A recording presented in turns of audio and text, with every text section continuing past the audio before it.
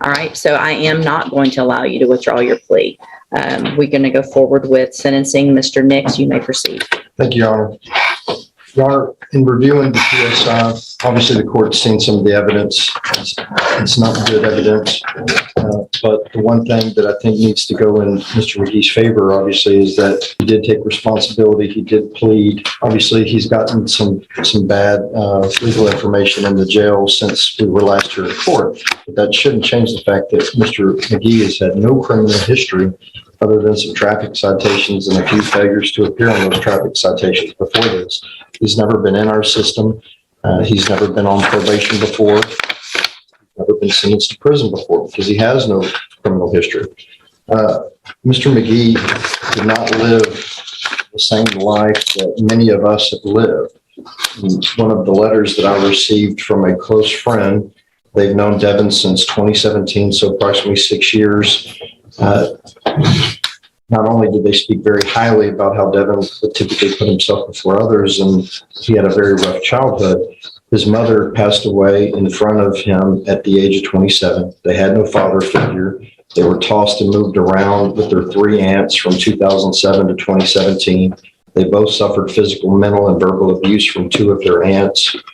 Mr. McGee also has a 3-year-old child. He's never really stood much of a chance. He's never had a positive male figure in his life. And that's not my words. Those are the words of close friends and family members that have kind of written on his behalf. They were completely shocked and said that this was out of character for him to partake in this crime. They believed that he was following his brother. They said that this is not who Devin is. Obviously, the court has just what it has in front of them, which is the evidence from that case. And if you just look at the evidence in that case, obviously it's going to give you pause because of the nature of, and the violence that took place in the offense.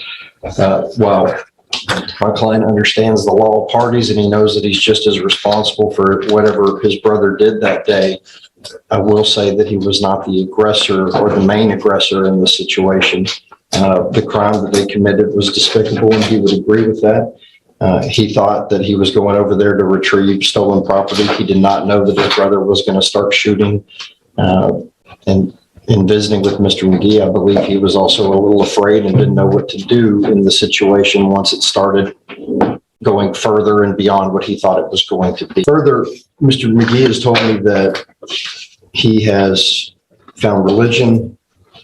He has one of his write-ups has been because they did not warn the jailer when they were going to pray. So that was one of the write-ups that he had. He also had a jumper malfunction with his buttons.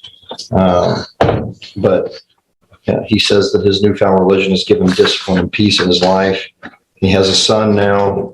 He apparently did not know about that. I believe he became aware of that while he was incarcerated. The child is 3 years old. And he would like to have some sort of a life with a son. I would suggest that he get 10 years deferred adjudication probation, and if he messes up even 1 iota, he's got the full range to deal with. So I would suggest that he get 10 years deferred probation, be put on intensive supervision, 0 tolerance, and actually be given a chance, because based on his criminal history, this is not who he is. This is not, and I hope the court doesn't take into account the fact that he tried to withdraw his plea today. I think he got some bad information. No, I'm not worried about that. Yeah, he got some bad information in the jail, but he is eligible for probation. I would ask that he get probation, and I'd give Mr. McGee a chance to address the court and explain why he should get probation. First and foremost, I would like to apologize to the victim in my case. I didn't know, like my lawyer said, I didn't know that my brother was going to go over and sue him. He told me. Hang on a second, Devin. Just stop. All right. Y'all went over there with a gun. Hang on. I've watched the video, and you were the one who egged your brother on the entire time. I'm not even sure that your brother would have done what he did had you not been there, just in his face. Do it, do it, do it. I've seen it. Hang on. I've seen it. There's probably nothing you can say right now that's going to help anything, because all you're doing is trying to not take responsibility instead of taking responsibility. Ms. Malfino? Thank you, Judge. You just took the words right out of my mouth. Sorry. We're having no criminal history. We saw him go from 0 to 100 in a matter of 2 hours that afternoon. On behalf of the Jones family, we appreciate the court taking the time when we addressed Tevin's case to carefully consider all of that evidence. This is a unique situation where I don't even feel like I need to argue the PSI. You have everything in front of you. I know you recall it. I know you remember it. I know you know the violence there, and he was responsible for those actions. He needs to be held responsible. I appreciate Mr. Nick's argument. I respect him immensely as a professional. He's just doing his job. The words probation are just absolutely ludicrous for this case. I think Jason said it best when he told you this is not a gift to Devin. This is a gift to them, to let this be over, to stop the nightmare. They deserve to have some peace from this. Your brother's gone for the rest of his life. You better be glad that your exposure is 30 years, and that's not a gift to you. That's by the graciousness of this family. Judge, on their behalf, I would respectfully ask 30 years with them for what I have done. Can I present the 2 letters?